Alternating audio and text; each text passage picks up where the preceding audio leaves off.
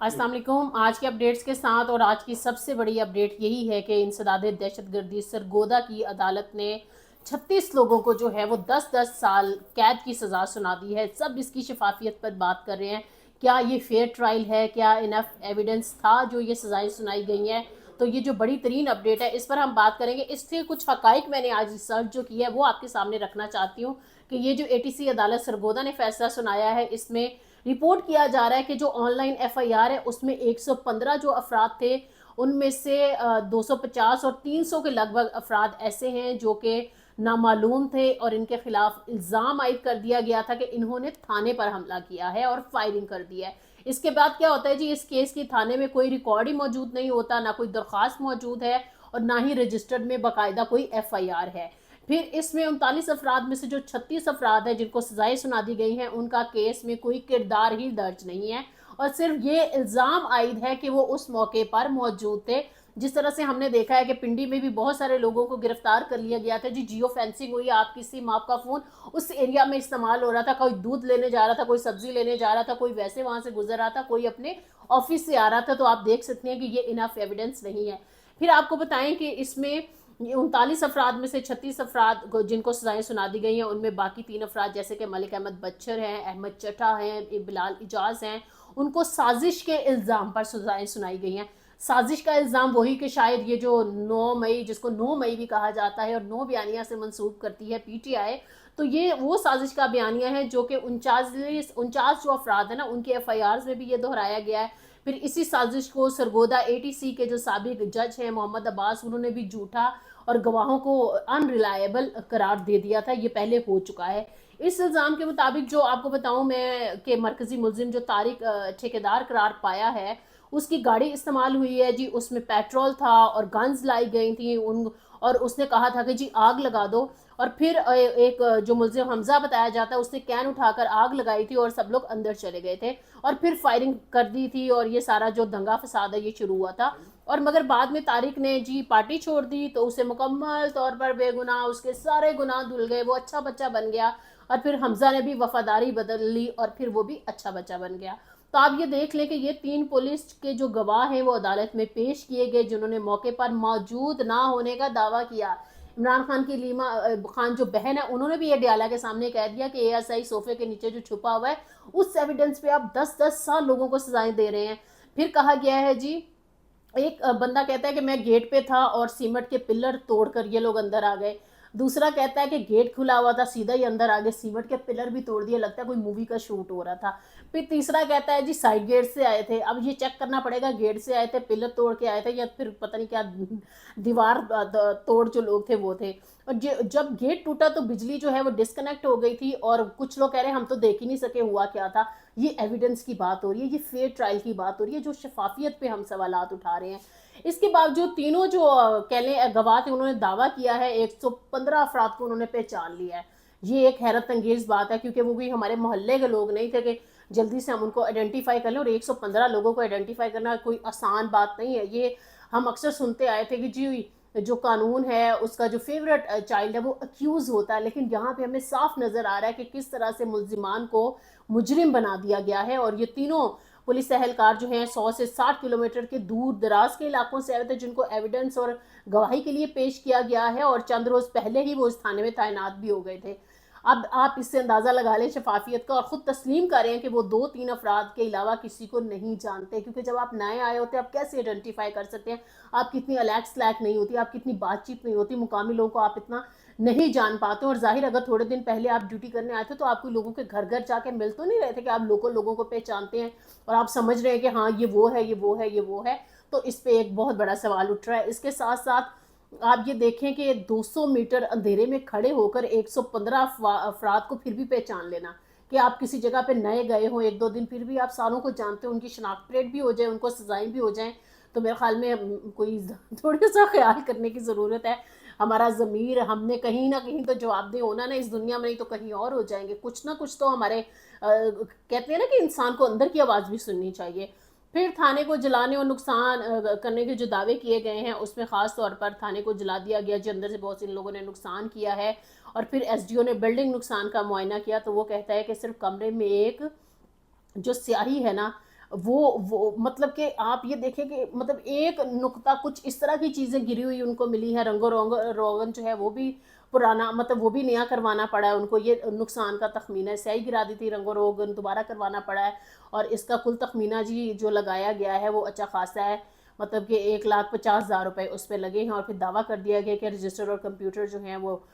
جو ہے اس پر بھی مسئلہ ہوا ہے، وہ بھی ٹوٹے ہیں، اور نئے رجسٹر میں جو ایف آئی آر ہے وہ لکھنی پڑ گئی تھی، پرانا رجسٹر اس لیے نہیں مل رہا، ایف آئی آر اس لیے نہیں مل رہی، اور وہ جو رجسٹر عدالت میں پیش کیا گیا ہے اور وہ نہ وہ درخواست جس کی بنیاد پر ایف آئی آر لکھی گئی وہ ہے ہی نہیں، یعنی ایف آئی آر کی کوئی قانونی بنیاد آج تک اس کیس میں سرگودا اے ٹی سی عدالت میں پیش ہی نہیں کی جا سکی، اور اس کیس میں بھی وہی 2 پولیس اہلکار جن کا نام مبینہ طور پر بتایا جا رہا ہے حسام افضل اور محمد خالد ہے، وہ گواہ بنائے گئے ہیں، اور جن کو گواہی لاہور کی عدالت میں اس سے پہلے بھی ان کی گواہی جھوٹی اور عدالت نے تسلیم نہیں کی تھی، اور انہی کے بیانات پر سازش کا الزام جو ہے وہ لگایا گیا ہے، اور اس کے تمام سابقہ گواہوں میں بھی تضاد، غیر حلفی ہونا، قانون سے لا علمی اور غیر موجودگی کے جو ثبوت ہیں وہ موجود ہیں، یہ سب اس پہ بات چیت کریں، صرف مائنڈس نیوز بات نہیں کر رہا، تو یہ وہ فیئر ٹرائل ہے جو آج 36 لوگوں کی قسمت کا فیصلہ سنا دیا گیا ہے کہ وہ جمہوری طور پر ایک آپ کا حق ہوا کرتا ہے کہ آپ جو ہے احتجاج کر سکتے ہیں، پروٹیسٹ جو ہے وہ آپ کر سکتے ہیں، تو ہم نے ماضی میں بھی دیکھا ہے، اس سے پہلے اگر آپ کو یاد ہو کہ کچھ سال پہلے فرانس میں ایک پروٹیسٹ ہوا تھا، اور وہ کتنے لوگ تھے اور کتنا زیادہ نقصان ہوا تھا، پولیس کی گاڑیوں کو بھی جھڑپیں ہوئی تھی، لڑائی ہوئی تھی، کیا ان لوگوں نے پھانسیاں لگا دیں؟ کیا ان لوگوں نے ان کو عمر قید کی سزائیں یا 10-10 سال قید کی سزائیں؟ کسی بھی مہذب معاشرے میں یہ نہیں ہوتا ہے، کیونکہ جب ہم اپنے ملک کو دیکھتے ہیں تو ہمیں نظر آتی ہے غربت، ہمیں افلاس نظر آتا ہے، ہمیں نظر آتی ہے بے روزگاری، ہمیں انجسٹس نظر آتا ہے، ہمیں قانون کی عملداری نہ ہونا نظر آتا ہے، اور پھر ہمیں چیخو پکار یہ جو انسانوں کی سنائی دیتی ہے جس کو ہم سننے کی کوشش نہیں کر رہے ہیں، تو پھر لوگ ایک راستہ اپناتے ہیں اور وہ ہے احتجاج کا راستہ، اور ہمیشہ کوشش یہ کرنی چاہیے کہ جو ریاست کی رٹ کے اندر جو پرامن احتجاج ہے وہی حکومتیں جو ہیں اس کو افورڈ کر سکتی ہیں اور وہی ہونا چاہیے، لیکن کیا ہے کہ جس طرح سے ایک سیاسی جماعت کے ساتھ یہ ہو رہا ہے، پی ٹی آئی کے ساتھ ہو رہا ہے، ان کے لوگوں کے ساتھ ہو رہا ہے، آج ملک احمد کو نااہل قرار دے دیا گیا ہے اس کیس کی وجہ سے، ظاہرہ ان کی سیٹ خالی ہو جائے گی، پھر اس سے پہلے جمشید دستی کے ساتھ یہ ہوا ہے، پھر اس سے پہلے بہت سارے لوگ جو جیتے ہوئے تھے ان کو تو ایوان میں ہی نہیں آنے دیا گیا ہے، تو یہ جو چیخو پکار سیاسی طور پر چل رہی ہے سیاسی جماعتوں کے بیچ میں، جو آج سیاسی جماعتیں حکومت میں ہیں، کیا انہوں نے اپوزیشن میں نہیں جانا؟ Are they forever? ایسا نہیں ہے، جتنی مرضی وہ لیجسلیشن قانون سازی کروانے، کبھی نہ کبھی کہیں نہ کہیں ان کو اپوزیشن میں بھی جانا ہے اور ایوان سے باہر بھی جانا ہے، پھر بہت برا انجام ہوا کرتا ہے، یہ سوچنے کی بات ہے، کیونکہ ایک چیخو پکار ہمیں کہیں اور سے بھی سنائی دے رہی ہے، بلوچستان میں جو صورتحال بنی ہوئی ہے، بلوچستان کی انتظامیہ نے ایک نئے آرڈرز دیے ہیں کہ 5 بجے کے بعد کوئی بھی ٹرانسپورٹ جو ہے وہ انٹر نہیں ہوگی، اور جو بسیں وہاں جائیں گی اس کی وجہ کیا بنی، کیونکہ جو علیحدگی پسند ہیں اور بی ایل اے کے لوگ ہیں وہ لوگوں کو آئیڈینٹیفائی کر کے کہ ویدر دے آر پنجابی اور ان کے شناختی کارڈز دیکھتے ہیں اور پھر ان سے زندگی چھین لیتے ہیں جن کا کوئی قصور نہیں ہے، نہ سو کالڈ بلوچستان کی محرومی سے جس کا وہ نعرہ لگاتے ہیں، نہ انہوں نے لوگوں کو لاپتہ کیا ہوا ہے، نہ ہی وہ کسی پر ظلم کرتے ہیں، وہ بیچارے وہ عام پاکستانی ہیں جو کہ ظاہر ہے ہم لوگ ایک صوبے سے دوسرے صوبے میں، ایک شہر سے دوسرے شہر میں جاتے ہیں، کوئی روزگار کما رہا ہے، کسی کے رشتہ دار ہیں، 100 طرح کے کاموں کے سلسلے میں، تو یہ اس سیکیورٹی پروٹیکشن دینے کے لیے جو ہے پاک فوج کے جو دستے ہیں ان کی گاڑیاں ہیں وہ استعمال ہوں گی، یہ لمحہ فکری ہے، ایک تو ظاہر ہے جو لوگ اس دوران ڈیوٹی انجام دے رہے ہوں گے ہم ان کی ہمت کو سلام پیش کرتے ہیں، اب سب لوگ اس پہ بھی تنقید کرنا شروع کر دیتے تھے، جی آپ کی ڈیوٹی ہے، لیکن اپنی جان کو خطرے میں ڈال کر آپ کو معلوم ہو کہ خدا نہ خواستہ کچھ بھی برا واقعہ ہو سکتا ہے، تو اس وجہ سے یہ بہت بڑی جرات کی بات ہوتی ہے کہ کوئی اپنی وہ کہنے کام کر رہا ہے جس کی وجہ سے ملک کی سلامتی بقا لوگوں کی جانوں کو جو بچانا ہے، لیکن سوال یہ بھی پیدا ہوتا ہے کہ نوبت کیوں ہے، اس کو ختم نہیں ہونا چاہیے، جس طرح سے ڈاکٹر ماہرانگ بلوچ سمیت بی وائی سی کے بہت سارے لوگ اریسٹڈ ہیں، ان کے کچھ لوگ جو ہے وہ نیشنل پریس کلب اسلام آباد کے سامنے موجود ہے، خاردار تارے لگا کر نیشنل پریس کلب کو شہید ملت سے لے کر سارا کارڈن آف کر دیا گیا، بند کر دیا گیا کہ جی آپ احتجاج نہیں کر سکتے ہیں، آج بھی بسیں وہاں کھڑی رہی ہیں، بارش میں ان کو ٹینٹ نہیں لگانے دیا گیا، بہت ساری مشکلات ہیں، میرا سوال یہ ہے کہ اگر وہ ایسے لوگ ہیں جو پرامن نہیں ہیں تو پھر آپ چاہے ان کو گرفتار کر لیں، جو قانونی سزا دینی آپ ان کو دے دیں، لیکن جمہوریت میں یہ حق ہوا کرتا ہے کہ آپ احتجاج کر سکیں۔ اس سے پہلے بلاول بھٹو زرداری اور مریم نواز صاحبہ یہ وہی لوگ ہیں، جب اپوزیشن میں تھے، پی ٹی آئی کی گورنمنٹ تھی، تو یہ ان کے دھرنوں میں جایا کرتے تھے، ان کے کیمپس میں بیٹھا کرتے تھے۔ آج یہ اگر رول کر رہے ہیں، یہ حکمران ہیں، تو آج یہ اجازت کیوں نہیں دے رہے ہیں کہ وہ پرامن طریقے سے جو ہے وہ بات کر سکے۔ اب اس میں بہت سارے لوگ بحث کرنی شروع ہو جائیں گے اس لا کے بعد سے کہ جی وہ تو دہشت گرد ہیں، وہ پرامن نہیں ہے۔ اگر دہشت گرد ہے تو آپ قانون کے مطابق ان کو سزا دے دیں، اور اگر دہشت گرد نہیں ہے تو ان کا احتجاج آپ ریکارڈ کریں، ان کے جو اگر لوگ لاپتہ ہیں ان کو سامنے لے آئیں، مر گئے ہیں تو ان کو بتا دیں، جو انہوں نے جرم کیا تھا وہ سامنے لے آئیں۔ لیکن یہ جو نفرت ہے نا، کل میں ایک بچی کا سارٹ وہ دیکھ رہی تھی، اس سے بات چیت جو ہو رہی تھی، میں جب کیمپ میں گئی ہوں تو کچھ وہ کہتے ہیں کہ آپ بھی ادھر نہ آئیں، اگر آپ نے ہمیں یہاں پر اس طرح سے پیسفلی کھڑے ہی نہیں ہونے دینا تو ہم یہ نفرت کیوں بو رہے ہیں، جو کبھی بی وائی سی کے کیمپ سے نکل رہی ہے، کبھی پاکستان تحریک انصاف جو سیاسی جماعت ہے وہاں سے نفرت اگل رہی ہے، کبھی وہ پاکستان سے نکلتی ہے، کبھی یو کے سے، کبھی امریکہ سے، کبھی فرانس میں مظاہرے ہوتے ہیں، کہاں کہاں پروٹیسٹ نہیں ہوئے اس چیز کو لے کر کہ اس جمہوریت کو خطرہ ہے، یہ جمہوریت ٹھیک نہیں ہے، اور جعلی لوگوں کی جو جمہوریت ہے، جعلی لوگوں کی جو حکومت ہے، لوگ اس کو قبول نہیں کر رہے ہیں۔ اس کا بھانڈا اس طرح سے بھی پھوٹ چکا ہے۔ ابھی جو ماحولیاتی تبدیلیوں کا چیلنج ہے، پاکستان بے شک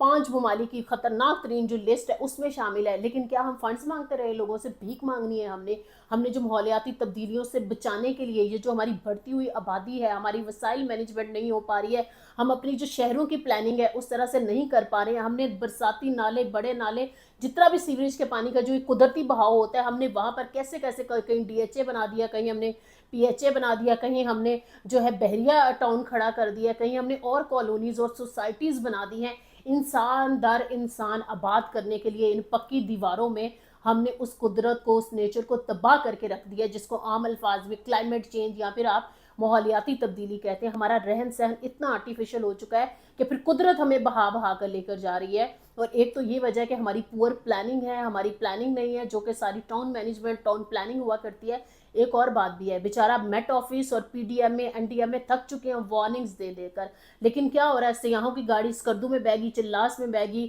گیزر میں یہ واقعہ ہو گیا ہے آج۔ مطلب کہ یہ ہمیں کیوں نہیں سینس آ رہی کہ یہ وارننگز اس لیے نہیں ہوتی ہیں کہ آپ برساتی یا آپ چھاتا لے کر یا چھتری لے کر باہر نکل جائیں، یہ اس لیے ہوتی ہے کہ آپ نے غیر ضروری رسکی جگہوں پہ ٹریول نہیں کرنا ہے۔ لیکن آپ لوگ کیا کر رہے ہیں؟ یہ ہم پاکستانیوں کو بھی سوچنے کی ضرورت ہے۔ آپ اپنے پورے کے پورے کنوے کوسٹرز میں بھر کر ان علاقوں میں جا رہے ہیں جہاں پہ تودے گرے ہیں، جہاں پہ لینڈ سلائڈنگ ہو رہی ہے، جہاں پہ سڑکیں تباہ ہو رہی ہیں، پھر وہاں پہ حکومت کیا کرے؟ وہاں پر انتظامیہ کیا کرے؟ کیا آپ کا رول نہیں بنتا؟ کیا آپ کو سینس نہیں ہے؟ کیا آپ کو سیوک سینس کبھی زندگی میں سیکھنے کی کوشش نہیں کی؟ یہ میں اپنے سمیت ہم سب کو کہہ رہی ہوں، کیونکہ ہم پکنک منانے کے اگر شوقین ہیں تو ہمیں ویدر کو بھی دیکھنا ہے، ہمیں اپنے حالات کو بھی دیکھنا ہے، وہ سازگار ہیں یا نہیں ہے۔ یہ نہیں ہے کہ ہمارے پاس پیسہ ہے تو ہم 10 دن کہیں جا کر رہ سکتے ہیں، تو ہم اپنی زندگی کو، اپنی لائف کو رسک میں ڈالتے ہوئے، جس طرح وہ ڈاکٹر صاحب کی فیملی ہے سیالکوٹ کی، انتہائی افسوس ہوا ہے وہ ساری چیزیں دیکھ کر۔ پھر لوگ اس پہ بحث کرنا شروع کر دیتے ہیں جہاں موت لکھی ہے، لیکن موت لکھی ہے، اللہ تعالیٰ ڈوب کے مرنے سے بھی بچائے، اللہ تعالیٰ عزت کی موت دے، لیکن ہم خود جب اپنی چیزوں کو تباہی کی طرف لے کے جائیں،